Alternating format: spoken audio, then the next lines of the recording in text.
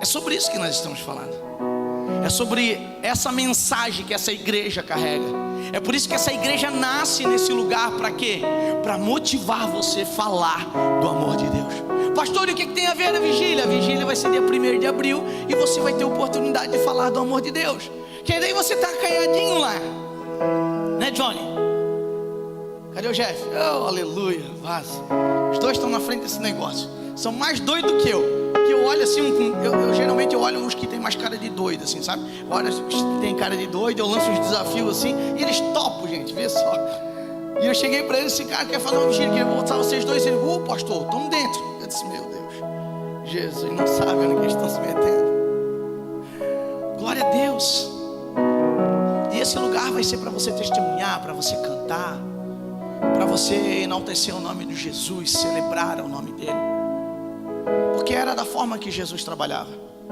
Jesus, ele chegava num lugar, num ambiente, e de repente havia um grande ajuntamento de pessoas. O engraçado é que essas pessoas, elas vinham para receber alguma coisa. E me entenda, não tem pecado nisso. Essas pessoas, elas chegavam em Jesus e diziam: ai, cara, eu sou cego, preciso ser curado. Ah, eu sou leproso. Tô sangrando, cara, eu preciso de algo para minha vida, eu preciso sair dessa situação. Tô com fome. E aí Jesus ia e multiplicava o pão. A Bíblia vai falar que Deus, o mesmo Deus que tem pão, tem semente. O mesmo Deus que dá o pão para a fome, Ele tem semente em suas mãos. E Ele multiplica a sementeira que nós temos. E às vezes nós olhamos isso e até usamos isso para dízimos e ofertas, para motivar você a ofertar. Mas não é só sobre isso. Porque o grande quê da história, a grande ideia do cristianismo, a grande ideia, sabe, do evangelho, é motivar você, na verdade, a falar do amor de Jesus. Mas aí existem algumas coisas que a gente precisa entender. Por quê? Porque eu posso estar chegando a Jesus com uma necessidade. E como eu falei, não há pecado nisso. Não tem pecado nenhum chegar a Jesus com uma necessidade. O pecado é nós não entregarmos a necessidade para Ele. Você confia que esse Deus a qual nós estamos falando, Ele supre a necessidade? Amém? Você confia nisso? O Deus que eu estou falando, o Jesus que eu estou pregando nessa noite, a palavra de Deus que eu quero ministrar, oi, aleluia, aleluia. Isso que vocês estavam olhando aqui, né? Os irmãos não são fracos, isso? Aleluia. A mensagem que eu estou trazendo para vocês nessa noite aqui, desse Jesus, é o Jesus que salva, cura, liberta, transforma. Ele ainda é o mesmo. Ele não mudou. E entenda uma coisa, Ele não mudará. Aleluia. Só que quem tem que mudar somos nós, porque nós fomos chamados para essa mudança. Então, como nós chegamos aqui, não há problema. Se nós chegamos aqui, como falou o pastor Dejair, quando nós chegamos a Cristo por uma necessidade, seja por fome, por rua, por nudez, por enfermidade, não importa. Agora, quando nós se apresentamos a Jesus, nós temos uma obrigação. Qual é, pastor? Entregar as nossas vidas. Entregar a vida é entregar a necessidade. Entregar a vida é entregar tudo aquilo que temos. E olha para mim nessa noite. Às vezes, tudo que nós temos são coisas bem ruins. Que depende de como nós estamos chegando a Cristo. Talvez você que está chegando hoje à noite aqui, você chegou, decidiu vir a este culto por uma necessidade de doença, não sei. Talvez de emprego, talvez no seu relacionamento, por diversas necessidades. E eu quero te dizer uma coisa, que tudo isso faz parte do propósito de Deus para a sua vida. Só que você não pode ficar nesse lugar. O meu convite para você nessa noite é para que você saia desse lugar. Qual é esse lugar, pastor? O lugar de necessidade. Porque a Bíblia vai falar que tudo aquilo que nós entregamos ao Senhor, Ele transforma, Ele cuida. Se nós entregamos uma doença, o que Ele faz? Ele devolve cura. Se nós entregamos fome, Ele nos dá pão. Se nós entregamos, sabe, um relacionamento todo destruído, Ele restaura. Esse é o Jesus que nós servimos. Só que, pastor, como é que Ele faz isso? Como é que isso acontece? Isso só acontece se você estiver disposto a se envolver de corpo, alma e espírito.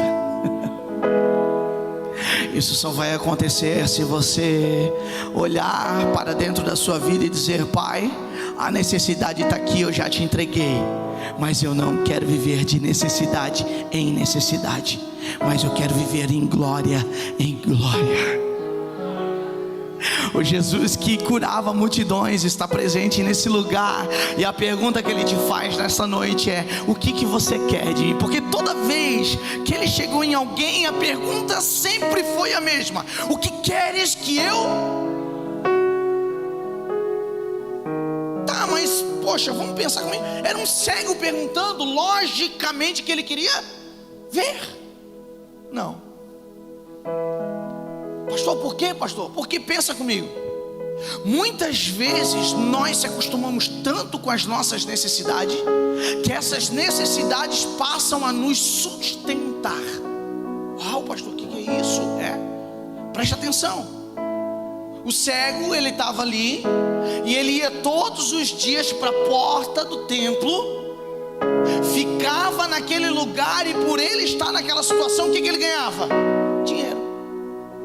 As pessoas sentiam pena, dó dele, e passavam ali e largavam umas moedas, passavam ali e contribuía com eles. Então, a partir do momento que ele chega na frente de Jesus e diz: olha, cara, eu estou aqui, eu tenho essa necessidade, Jesus, ele tem que fazer essa pergunta para ele. Sabe por quê? Porque ele podia olhar e dizer assim: cara, eu até quero ver, mas eu não quero perder a esmola. Pastor, o que você quer dizer? Quer dizer que nessa noite vai haver uma entrega aqui nessa noite, mas você tem que estar certo que a entrega, com essa entrega você vai sofrer danos. Meu Deus, pastor, mas alegra o teu coração, porque a Bíblia fala que Ele venceu o mundo, e se nós estamos ligados nele, nós também venceremos.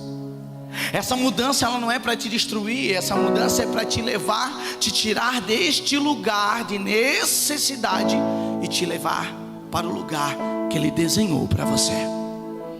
Eu sempre costumo, antes de sair da minha casa, dizer ao Senhor em oração: Pai,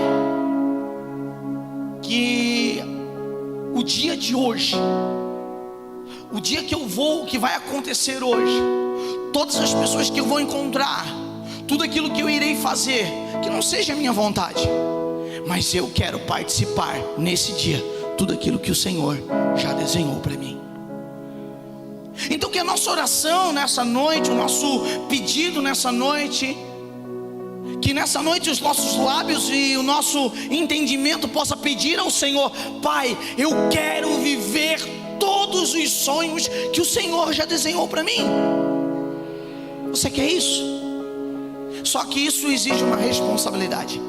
E você, não sei se você já notou, nós estamos falando muito sobre responsabilidade. Porque, mano, entenda uma coisa: não tem como dizer que você é cristão, não tem como você aceitar a Jesus, não tem como você dizer que você está caminhando em Cristo sem responsabilidade. Sem responsabilidade, você permanece abraçado com a sua necessidade, se assenta à beira do caminho e fica esperando a esmola. Ali você não precisa de responsabilidade. Mas quando eu me coloco na frente de Jesus, pronto a responder para Ele o que eu quero que Ele me cure, existe uma responsabilidade. A pergunta para vocês hoje, a pergunta de Deus para vocês hoje é: o que queres que eu te faça? Agora entenda, Ele vai olhar depois disso tudo, vai ministrar no teu coração e vai te dizer: então, levanta e anda. Ou pegue a tua maca e continue. Ou então, volte para a tua cidade e fale o que te aconteceu. Entenda que essa mudança, esse antes e depois, esse grande acontecimento na tua vida, não é para gerar, sabe, expectativas humanas, para que nós viemos aqui na igreja e fizemos um grande movimento porque Deus curou alguém, ou Deus libertou alguém. Não é para isso. É para anunciar o Pai. Amém? Porque o próprio Jesus, quando curava, ele não ficava chamando uma galera para ver o que ele tinha feito, não. Mas tudo o que ele fazia era para glorificar o Pai. Deus está aqui nessa noite, você crê? A minha pergunta nessa noite então para você é: você está desejoso em glorificar o Pai nesta noite?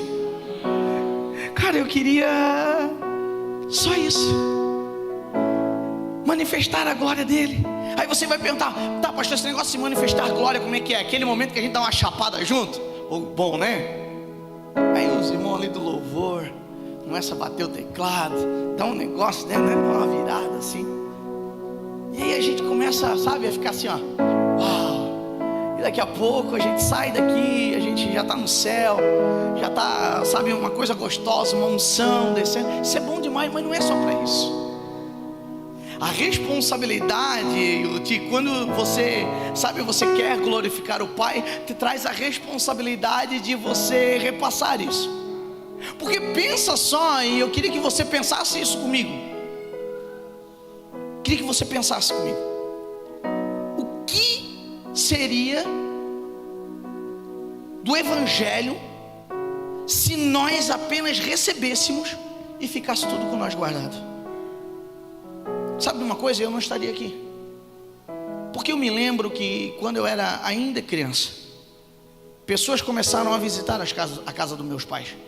Os meus pais ainda andavam perdidos, andando de um lado para o outro, tentando se encontrar.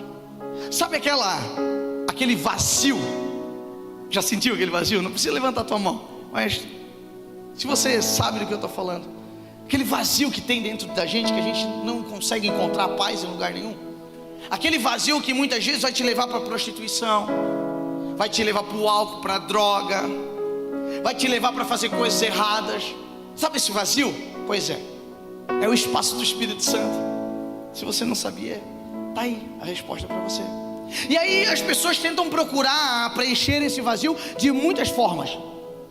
Meu pai na época, ele achou que o dinheiro iria preencher esse vazio. E eu confesso, gente, ele trabalhou muito. Ele era policial nessa cidade. E de policial não foi suficiente, ele abriu uma empresa de extintor de incêndio. Ele foi o primeiro do sul do estado a ter essa empresa aqui.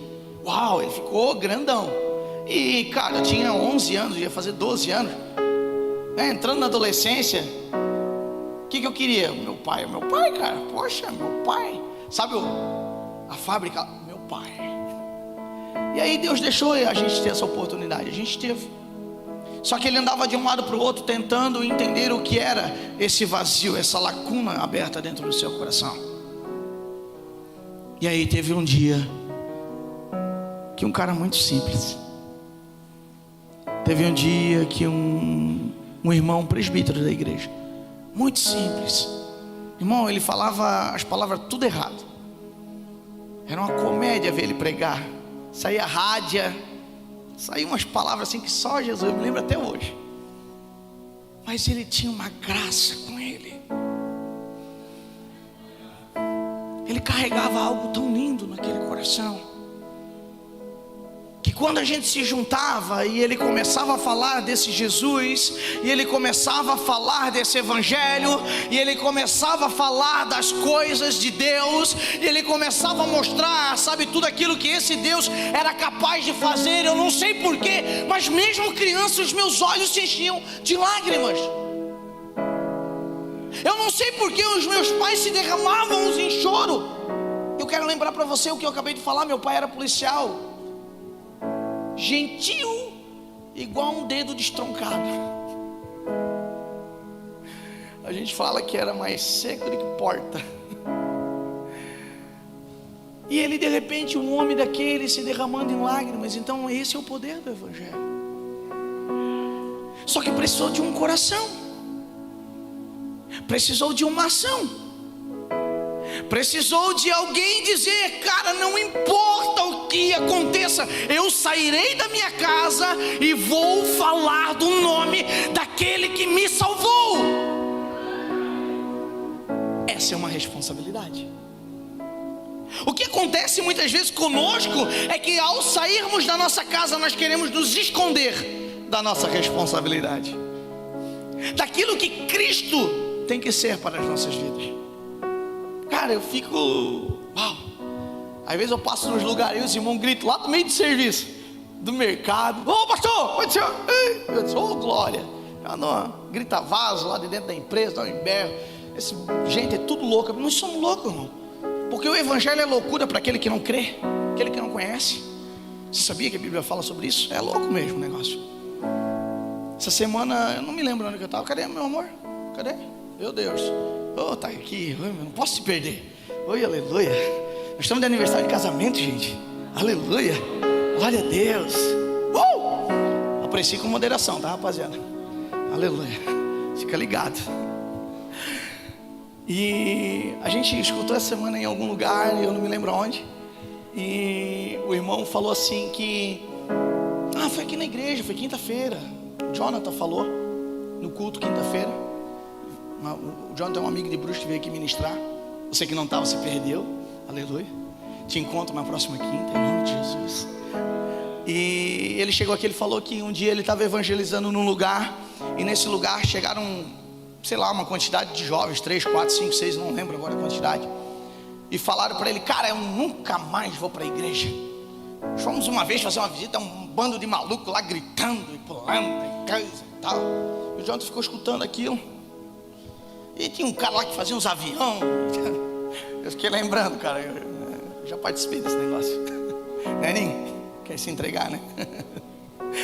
E ele começou a falar, e ele ouviu aquele testemunho, testemunho daqueles jovens. E o Espírito Santo falou no coração dele, e ele deu a seguinte resposta: pensa comigo. Se nós vamos a um show de uma banda, de um cantor, de um músico, sei lá, um show, e nós gostamos muito dessa pessoa, o que acontece? Cara, os jovens responderam para ele: a gente fica muito doido, a gente quer ir lá, a gente canta a música, a gente berra, a gente grita, a gente quer tocar, a gente quer autógrafo. Ele disse: e se ele te der a oportunidade de você ir no camarim dele? Meu Deus, aí mesmo eu piro o cabeção. Ele disse: pois é, ali dentro está acontecendo algo, e tem um cara muito famoso, e que esse cara está lá dentro. Aí esses jovens foram, era um culto. Só que sabe o que eu quero te dizer nessa noite? Aí você já sabe o que aconteceu, né? Chegou lá aquela chapaceira, aquela adoração, e foram tocados, e os olhos começaram a derramar lágrimas, lágrimas, lágrimas, e foram lavados, e foram encontrados por Jesus, porque o caminho sempre é o mesmo.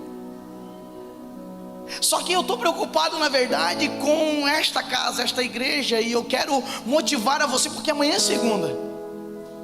Porque não adianta nada nós virmos aqui participarmos de um bom culto, de uma noite de celebração, se alegrarmos, os nossos olhos se encherem de lágrimas, sentirmos a presença de Deus, mas chegar segunda-feira ainda sermos os mesmos. Entende? Não dá mais para viver esse evangelho. Pastor, então quer dizer que se eu fizer, os problemas se acabaram? Não. Eles vão continuar. Sabe para quê? Para te treinar. Porque você, cara, desculpa, assim como eu, nós não conseguimos viver sem problema. Porque o Senhor sempre está precisando trabalhar em nós alguma coisa, entende?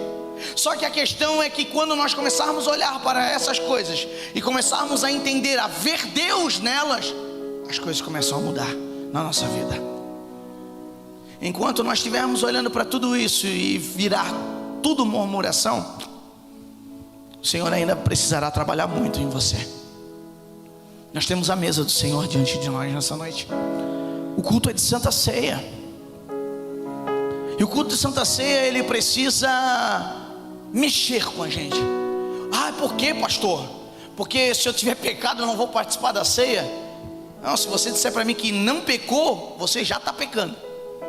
É o que a palavra fala, pelo menos. Então o culto de Santa Ceia, ele não é uma libertação para você, porque você vai tomar ceia. Não. que a Bíblia vai falar sobre a ceia é que nós estaremos aqui celebrando o sacrifício de Cristo na cruz, celebrando aquele que não importa o que você decidir, Ele decidiu morrer em amor a você.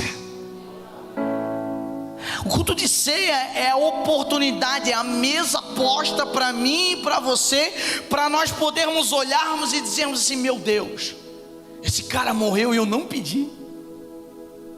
Esse cara passou pelo que passou e eu nem mereço tanto assim. Porque, irmão, se você hoje olhar para você mesmo e te perguntar, seja sincero com você, você morreria por você? Chega até a dar um arrepio. Não, eu não morreria por mim. Porque se eu for olhar, irmão, meu Deus, ainda bem que meu Jesus me conhece. O pastor DJ falou aqui nessa noite, nós estamos num processo de santificação. Então aqui, desculpa, talvez eu não te conheça direito, mas eu quero usar dessa liberdade. Aqui não tem nenhum super-herói. Se tiver, se apresenta no final do culto, nós vamos conversar, eu tenho o maior prazer de te conhecer. Mas não tem. Porque essa é o que a palavra fala. Ah, mas o Senhor, pastor, igualzinho a vocês, padeço das mesmas tribulações, das mesmas necessidades, das mesmas paixões. A nossa luta, ela pode ser diferente, mas todos nós temos ela. As nossas dificuldades, elas podem ser diferentes, mas todos temos. Então nós não estamos numa casa onde nós aqui tentamos pintar uma imagem, sabe, onde que há pessoas perfeitas. Não. Este lugar aqui nasceu para resgatar vidas. Ah, pastor, mas para que isso aconteça, então vocês precisam estar perfeitos em Deus para resgatar essas vidas. Não, são um monte de imperfeitos tentando se aperfeiçoar nele e apanhando pessoas que querem também ser aperfeiçoadas com eles. E é por isso que nós celebramos quando um bando de doido vem aqui na frente e dizer: tamo junto. Que chega aqui no Integra e a gente conta tudo o que a gente quer fazer.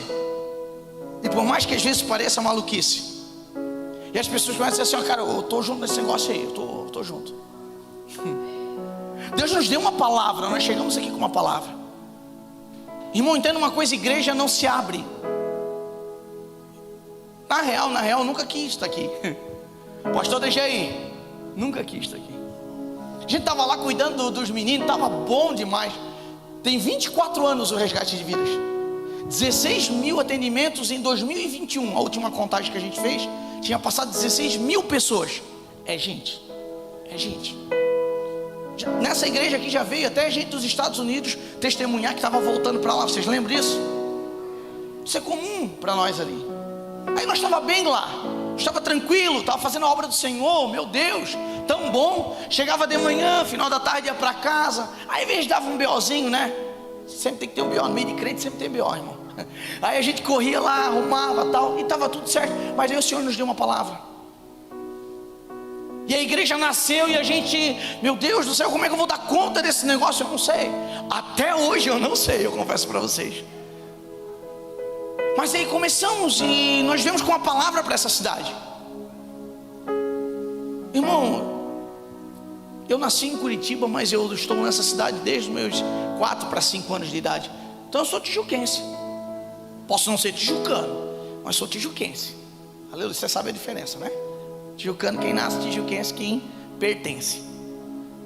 E o Senhor nos deu uma palavra, porque, cara, uma das coisas que eu lembrei assim, que machuca o meu coração, é de querer irmãos de infância, de olhar para a minha infância. Esse dia eu estava falando com a minha esposa, cara, eu não consegui manter uma amizade de colégio. Aí você pode estar dizendo assim: meu Deus, o pastor devia ser muito ruim, né? Não, é que a droga levou tudo.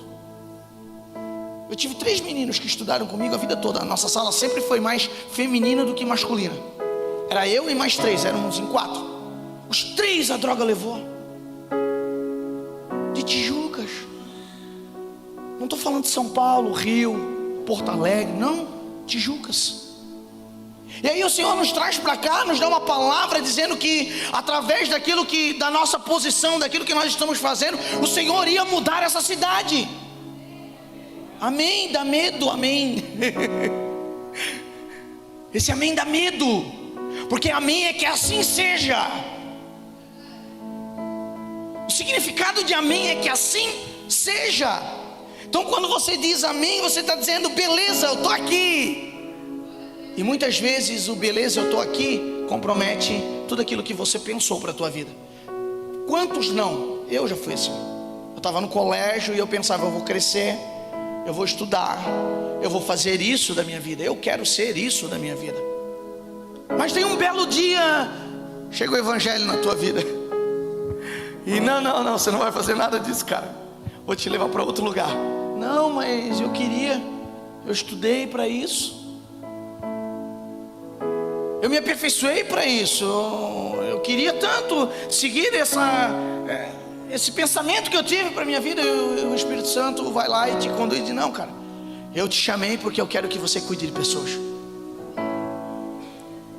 E aí nós estamos aqui. A igreja vai fazer 2 anos agora. E aí você foi chegando. E aí as pessoas estão chegando. Ai, pastor, você está falando isso porque a casa está cheia? Não, eu estou falando isso com responsabilidade no teu coração, no meu coração, e te passar a informação do seguinte: não adianta você encher a casa se segunda-feira você não continuar sendo esse cristão que você está sendo aqui nesta noite. A minha fala nessa noite não é uma fala somente de alegria. Claro que eu estou alegre de te ver aqui, é óbvio disso, não sou hipócrita, mas é uma fala de responsabilidade. Por quê?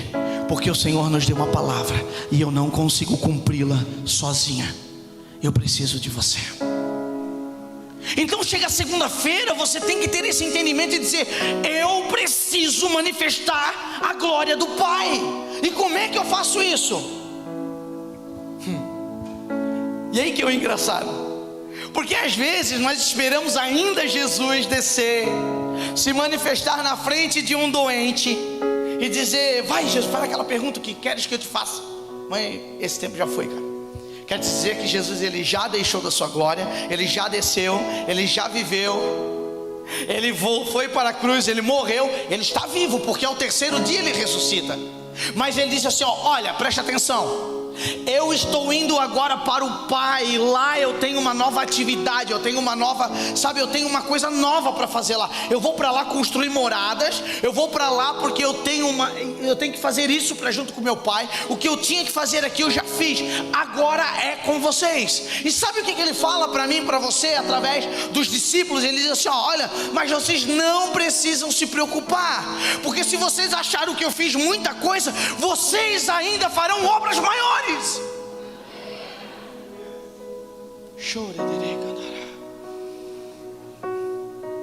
Cara, eu sei que dá aquela empolgada, mas no mesmo momento que empolga, isso constrange. Por quê?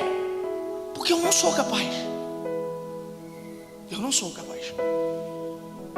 E essa responsabilidade, sabe, essa fala sobre as nossas vidas, dizendo, olha, eu, Jesus, estou falando que vocês farão obras maiores ainda, me traz uma responsabilidade. Por quê? Porque muitas vezes eu não consigo superar uma discussão com a minha esposa. Muitas vezes eu olho para os meus filhos, eu tenho 2 e um é adolescente. Oh, Jesus. Só os pais que têm adolescente em casa fizeram, oh Jesus, é uma benção. Nosso adolescente aqui, nós não temos aborrecentes na igreja, tá? É tudo bênção aqui, nós já profetizamos, oramos por eles, são tudo bênção. Vão ser jovens aí que vão queimar, vão ser adultos aí debaixo da glória do Senhor, porque nós temos que profetizar pelo menos, entende? Aleluia, os irmãos levantando a mão lá atrás. Então existe uma responsabilidade para cima da gente. Então quando essa palavra vem para mim e para você, por mais legal, por mais empolgante que ela seja, uau, eu tenho que ter clareza. Os primeiros pilares que nós começamos a falar com essa igreja aqui foi esclarecer, estabelecer, para depois expandir. No nosso grupo de obreiros nós falamos sobre essas três vertentes. Com os nossos líderes nós falamos sobre essas vertentes. Na nossa casa a gente fala sobre essas vertentes. Sabe por quê? Porque se eu não tiver claridade, se eu não tiver esclarecimento de quem eu sou nele, cara, eu não vou poder fazer nada. Não tem nada a ver com o que eu preparei para essa noite, tá? Infelizmente, o Espírito Santo é que manda nesse negócio. Se eu for ler o esboço ali, você vai entender que não tem nada a ver com isso. Amém? Mas eu precisava dessa ministração, talvez você também. Então nós estamos compartilhando aquilo que o Espírito Santo quer nos dar nessa noite. E quando eu tenho clareza daquilo que Deus quer para comigo, aí eu estabeleço. Porque o que é estabelecer? É firmar, é decretar, sabe, é se pôr firme. Você já viu que muitas vezes nós estamos assim? Uma hora nós queremos vir para a esquerda e daqui a pouco na metade do caminho já corremos para a direita. Você já viu que às vezes nós estamos assim? É por quê? Porque ainda não está esclarecido aquilo que nós temos escolhido. Não está esclarecido ainda aquilo que Deus colocou no nosso coração. Então o ato do culto, o ato de você estar aqui nesta noite, é para te trazer esclarecimento através da luz da palavra. Amém? Porque o Espírito Santo é esse cara. Porque quando a Bíblia falou, o próprio Jesus disse: olha, eu vou para o Pai. Ele disse: eu não vou deixar vocês sozinhos. Ele até falou que nós iríamos fazer coisas maiores, mas nós não estaríamos sozinhos. Ele deixou aquele que consola. E eu já falei isso aqui, mas eu quero falar de novo. O consolo do Espírito Santo não é o afago, não é o carinho, não é o ai, coisinha. Sabe quando você quer fazer um cafuné ali? Ai, coisinha. Não é esse consolo, cara. Mas esse consolo ele traz esclarecimento. Esse consolo ele traz direção. Esse consolo ele pega você e coloca você naquilo que Deus quer que você faz. Esse consolo ele chega para você e diz assim: olha, eu quero que agora você tome essa decisão. E você vai dizer assim: é impossível tomar essa decisão. E o Espírito Santo vai berrar dentro de você, vai dizer assim: ó, tome que eu te mostrarei como é possível. E aí você vai lá, mesmo sem ter as ferramentas necessárias para tomar aquela decisão, você toma aquela decisão, porque você tem certeza que o Espírito Santo falou com você. E de repente, se estabelece na sua vida. Essa igreja é resultado disso, resultado de uma palavra. Mas aí o Senhor nos traz para cá e Ele nos dá um nome: Resgate de Vidas. Você já pensou? Eu vou congregar naquele ministério, Resgate de Vidas. Bonitinho o nome, né? Legal. A gente até pensou em botar church. Aí ia ficar difícil, esse monte de Tijuca não ia saber falar. Eu não sabia, pelo menos. Eu de pau para falar o nome dos irmãos aqui, cara. Tem uns ali que Crush, não sei o nome ali, não consegui identificar. Perguntei por mais 3, ninguém soube me dizer. Depois eu quero conhecer essa família, eu quero que me diga esse nome, por favor. Então assim, church não ia rolar. Aí a gente até pensou em outras coisas e tal, e o Espírito Santo falou: cara, eu estou com vocês, relaxa. Olha para a beleza daquilo que eu di de propósito de vida para a tua vida. Resgate de vidas é um trabalho, é um serviço, onde a gente abrange e pega pessoas em situações mais complexas que vocês muitas vezes não podem nem imaginar. Se você notar o evangelho de Jesus, Jesus agora chega, o primeiro milagre dele no casamento de Caná da Galileia. Jesus estava numa festa, cara, de boinas, estava lá curtindo, né? Se fosse no dia de hoje ia ter um lá, né? Ele estava lá de boa, curtindo a festa, cara. Só que quando a gente está a serviço do Pai, a gente sempre vai curtir com responsabilidade. E aí acaba o vinho, acabou a alegria. Você sabe, você conhece a história.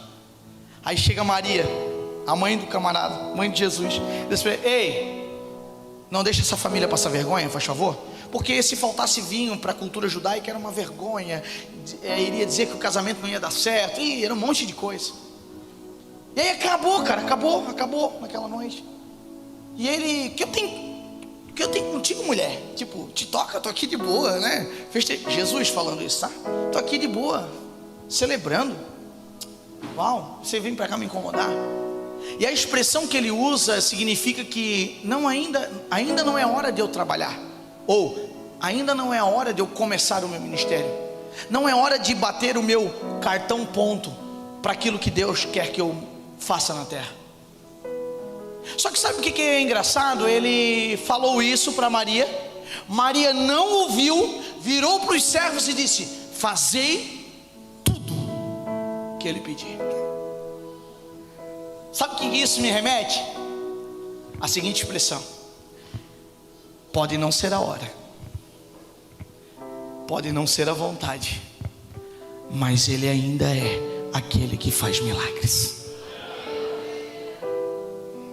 Pode ainda não ser a sua hora, pode ainda não ser o seu momento, mas o Senhor irá te usar para resgatar vidas nessa cidade. Você tem que ter esse entendimento. A responsabilidade foi posta sobre a sua vida. Ah, pastor, mas é só para gente que usa droga que vocês aí abraçam? Não. Deixa eu te falar uma coisa. Respondo para você. Por que você ficou aqui? Você não foi abraçado lá na porta? Nós temos umas irmãs lá que nós ensinamos, irmão, aquele assim que chega com a cara mais feia, mas gruda no pescoço, dá um beijão, você vai dar uma apertada assim, sabe?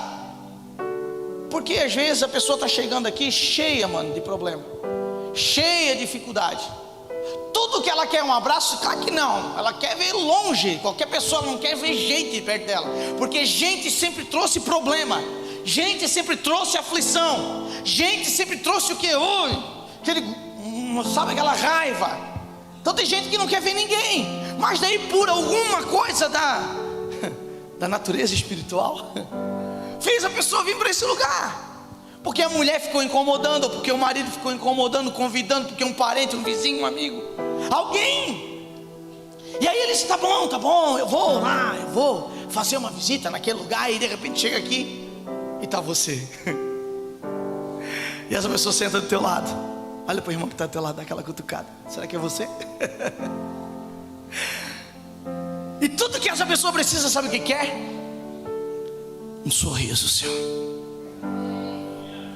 um sorriso, um abraço, boa noite. Olha como você está bonito. Nem que seja profeticamente, irmão. Às vezes a gente tem que usar o lado profético da vida, entendeu? Te olha assim: nossa, como você está bonito. Os irmãos às vezes chegam para mim assim: pastor, você emagreceu? Eu disse: meu Deus, Jesus, toma essa língua, pai.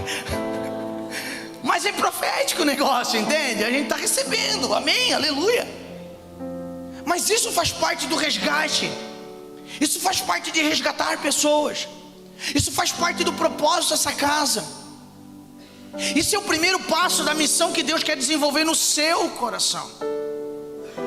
E agora eu quero começar a pregar. Estou brincando, eu estou terminando, mas eu quero ler um texto com vocês. 1 Pedro capítulo 2, bota aqui no telão para mim. 1 Pedro capítulo 2, verso 21.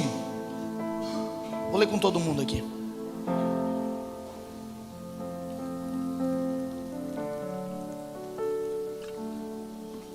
Diz assim: para isso vocês foram chamados, pois também Cristo sofreu no lugar de vocês, deixando exemplo para que sigam os seus.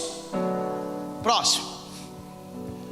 Ele não cometeu pecado algum e nenhum engano foi encontrado em sua boca. Quando insultado, não revidava. Quando sofria, não fazia ameaças, mas entregava-se àqueles que julga com justiça. Ele mesmo levou em seu corpo os nossos pecados sobre o madeiro, a fim de que morrêssemos para os pecados e vivêssemos para a justiça. Por suas feridas vocês foram curados. Deixa esse na tela. Por suas feridas vocês foram curados. Me responda, na verdade responda para você. Qual é o intuito de Deus te curar? Qual é o intuito de Deus de te salvar? Qual é o intuito de Deus de te trazer aqui? Qual é o intuito de Deus de colocar uma semente de amor dentro do teu coração? E está nesse texto. Ele mesmo levou em seu corpo os nossos pecados sobre o madeiro, a fim de que morrêssemos para os pecados e vivêssemos para quê? Cara, o que é viver para a justiça? Agora virei juiz. Então, você está no pecado, você está morto, você está ferrado, você está... Não, irmão, não é para isso. Sangue de Jesus. Na verdade, tudo aquilo que a Bíblia vai falar e toda a amostra daquilo que Cristo fez por nós, nunca houve dedos apontados. João 9 vai falar de um momento em que Jesus chega num lugar, junto com os seus discípulos, e os discípulos, cara, vê se não parece com a gente. Sabe aquela hora assim que você tá, Maria fofoqueira? Você já viu esse termo, né? Aí eles chegaram tudo correndo, ô, mestre, responde uma coisa para nós, já estão curiosos aqui. O mestre já olhando para eles, dizendo, meu Deus do céu, né? Eles não aprendem, né? Mas eu vou responder. Aquele ali, quem que pecou? Ele ou os pais dele? A vontade de Jesus é pegar e fazer assim, sabe? Lembra dessa? Vocês lembram? Na época hoje tem a história dos memes, né? Na nossa época, né, Fernando? Não tinha meme, mas nós sabíamos de umas coisas assim, né? E Jesus, a vontade dele era fazer assim, sabe? Tipo, o que esses boca aberta estão falando aí? Aí a resposta de Jesus para eles era o seguinte: entenda, nem ele e nem os seus pais pecaram. O que acontece na vida dele é para que o Pai seja glorificado. Então quando você olha o termo justiça aqui, não é para você botar capa de super-homem, de Superman e sair fazendo justiça com as próprias mãos, não. Não é também para você agora colocar sobre você a incumbência de julgar, de apontar, de delegar, sabe? Não. O evangelho de Jesus, ele não é um evangelho de apontamento, é o evangelho de exemplo. Aleluia. Então para que Jesus nos chama? Para trabalhar, para vivermos para a justiça, ou seja, para nós encarnarmos quem Ele é, e as pessoas possam ver em nós a glória do Pai. O meu convite para vocês é isso, amanhã é segunda. Não perca teu tempo. Seja um modelo para esse mundo. Seja um modelo para as pessoas. Que as pessoas possam olhar para a tua vida e possam dizer: meu Deus do céu, é esse caminho, essa lacuna que tem dentro de mim. Parece que esse cara, parece que essa mulher, parece que esse adolescente, essa jovem, esse jovem carrega isso dentro dele. Eu preciso disso. E aí você vai olhar, você vai falar: olha, eu posso não ter muita coisa. Lembra dos apóstolos? Eu não tenho prata nem, mas o que eu tenho eu quero te dar. Em nome de Jesus, receba. Esse é o posicionamento da igreja. O posicionamento da igreja não é um grupo social onde é melhor do que os outros. Não. Na verdade, toda vida que o evangelho vai se referir a nós somos os mais pecadores. Toda vez que o evangelho vai falar de nós somos os mais necessitados. Toda vez que nós queremos falar desse amor, nós temos que se colocar por baixo. Sabe por quê? Porque a função de Jesus, quando foi lavar os pés dos 12 discípulos, Ele não chegou lá naquele momento dizendo: olha galera, vocês têm visto o que eu tenho feito. Olha galera, vocês viram a quantidade de milagres que eu tenho feito. Ele não chegou pronunciando isso. Ele chegou dizendo assim: olha, hoje eu preciso que vocês sentem e eu vou lavar o pé de vocês. Porque é o que a Bíblia mostra. Quando eu quero ser, que eu sirva. A minha Bíblia fala isso. Então que nessa casa, que nessa igreja, nós estamos dentro da mesa do Senhor hoje, você possa startar esse entendimento dentro de você. Você vai sair daqui, você vai voltar para o seu seio familiar. E quando você voltar para lá, que você tenha a convicção de ser salvo em Cristo Jesus, amém? Pastor, que convicção é essa? A convicção que Ele morreu para os nossos pecados e nós vivemos para a justiça dEle. Eu vou falar de novo. É a convicção que Ele morreu pelos nossos pecados, mas que eu seja justo e um exemplo para quem olhar para mim. Esse é o modelo de cristianismo que Jesus veio pregar. Não é um show pirotécnico. Por mais que nós podemos celebrar, se alegrar, cantar, pular, saltar, nós podemos tudo isso, nada nos impede disso. Mas antes disso, nós temos que esclarecer e estabelecer em nossa vida quem Cristo é para nós. Se eu te perguntar hoje, eu quero encerrar essa palavra nessa noite. Se eu te perguntar hoje, quem é o teu amor maior? O que você diria? Quem é o teu amor maior nessa noite? O que você me responderia? Se hoje fosse indagado para você, quem é o que o teu coração clama? O que você me responderia? Se hoje fosse perguntado para você, quem realmente o seu coração deseja, de quem você sente saudade? A gente foi 2 dias em Rancho Queimado, agora eu e minha esposa. E a gente ficou lá preocupado, porque a gente tem aprendido que crente, ele não descansa, até o descanso tem propósito. E a gente estava lá, irmão, confesso para vocês que tudo que eu queria era me trancar dentro daquele lugar, e ficar de boa.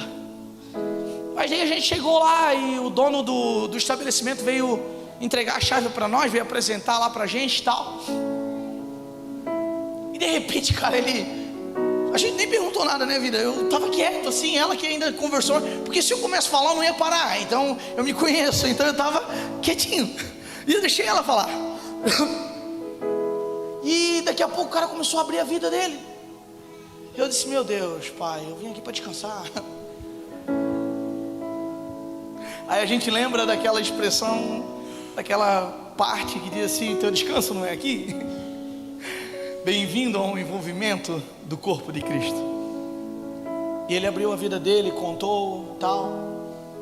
E a gente foi, né? A gente entrou, ficou 2 dias ali. Foi muito legal, muito lindo. Só que isso incomodou o nosso coração, porque a gente precisa dar uma resposta. Vocês lembram que o Romanos 8 é um dos versículos que eu ando mais falando aqui na congregação? Há uma ardente expectativa da criatura. E a ardente expectativa da criatura, ela espera uma coisa, a manifestação dos filhos. Que nos lava dos pecados e nos traz restauração. Nada além do sangue, nada além do sangue de Jesus,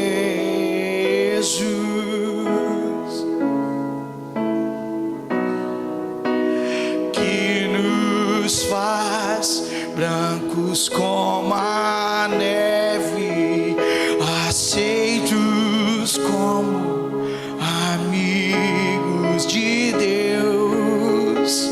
Nada além, nada além de Jesus. E aí a gente tava ali, de boa. Aí a gente foi sair agora, hoje. E a gente foi lá entregar a chave. Chorei, cantará.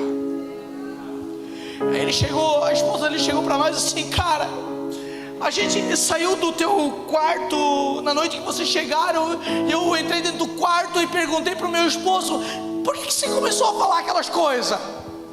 Como a conversa levou ao ponto de você abrir tudo aquilo para esses dois? E a resposta do marido para a mulher, não sei. Mas de repente eu estava falando.